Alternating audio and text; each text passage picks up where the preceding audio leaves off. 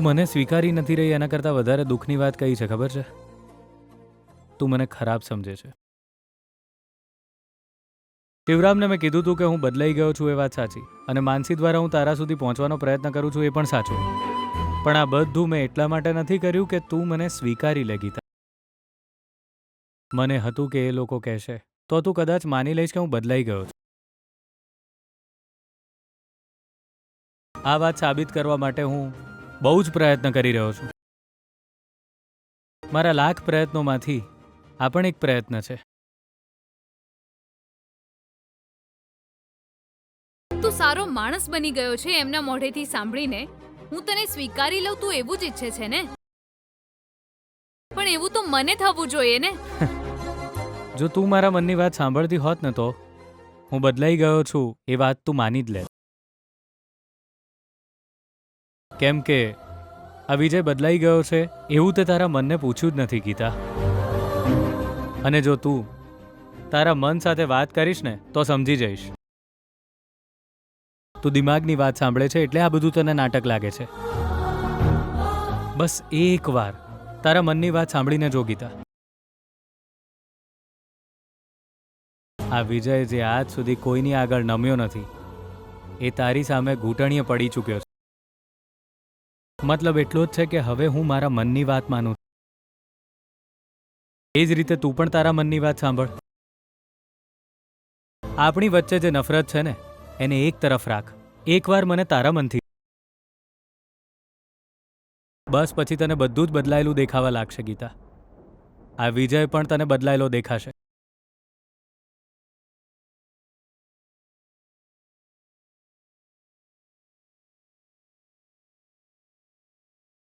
એકવાર વિચાર ગીતા.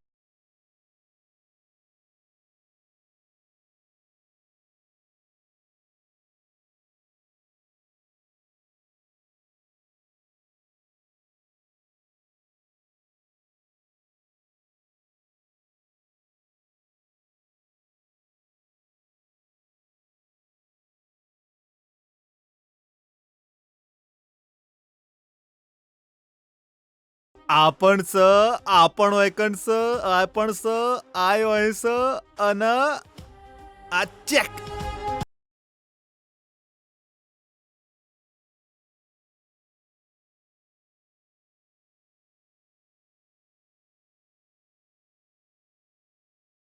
બેના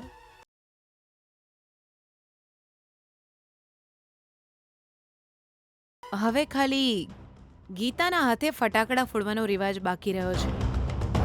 અને આ કોમ થશે એટલે ગીતા પૂરી.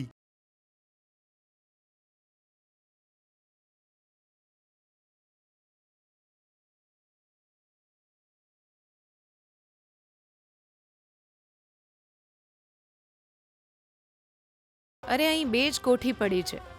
એમાંથી એક બોમ્બવાળી કોઠી છે અને એને હું મારા જ હાથે આપીશ. એટલે એણે ફોડવી જ પડશે ને. મારી બેનાનું નિશાન આજે તો એક્ઝેક્ટ નિશાના પર લાગશે. એને બેના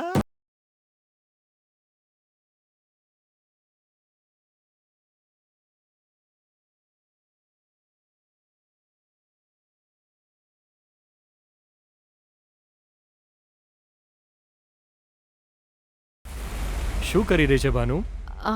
સાંભળો, હવે આપણે ફટાકડા ફોડીશું ને, એટલે જ ગાડીને મૂકી રહી છે.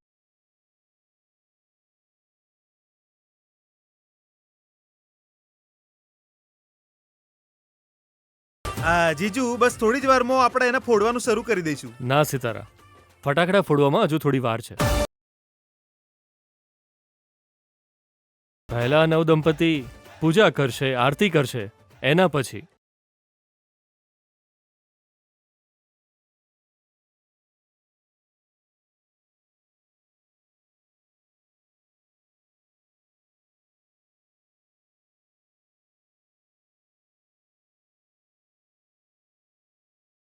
ગીતા, જોયું ને, તું મારાથી જેટલી દૂર જવાનો પ્રયત્ન કરે છે તું એટલી જ મારી નજીક આવે છે.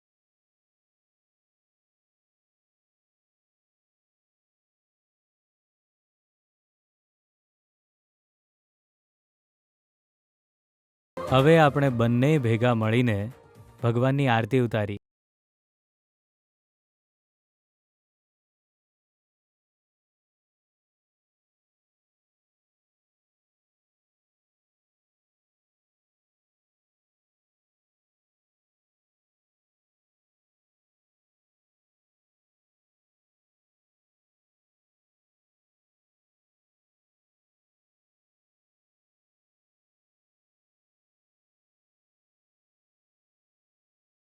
કામમાં તો ઈચ્છા ના હોય તો પણ આ પાપીઓ મને ડરાવીને મારી પાસે દરેક કામ કરાવી લે છે.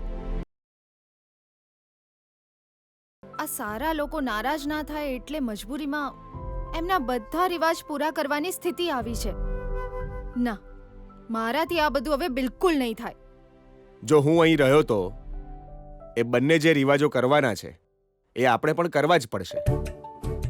એ તો મને પણ ખબર છે. ખબર છે, પણ હું તને એનો ઉપાય કહેવા આવ્યો છું. જો હું અહીં રહીશ ને તો એ લોકો કહેશે પતિ પત્ની અહીં આવો, સાથે તમે ફટાકડા ફોડો, આ રિવાજ નિભાવો, પેલો રિવાજ નિભાવો, અને આપણે ના પણ નહીં કહી શકીએ કારણ કે એમને ખોટું ન લાગી જાય. એટલે જ્યાં સુધી બધા રિવાજો પૂરા ન થાય ત્યાં સુધી હું બહાર જ રહીશ. જો કોઈ પૂછે તો કહી દેજે જરૂરી કામ આવી ગયું હતું એટલે જવું પડ્યું.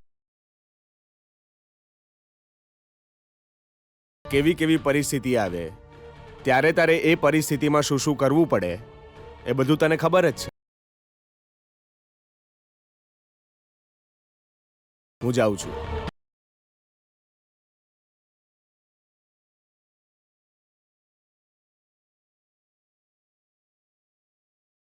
હું કોઈને તકલીફ આપવા નથી માંગતો.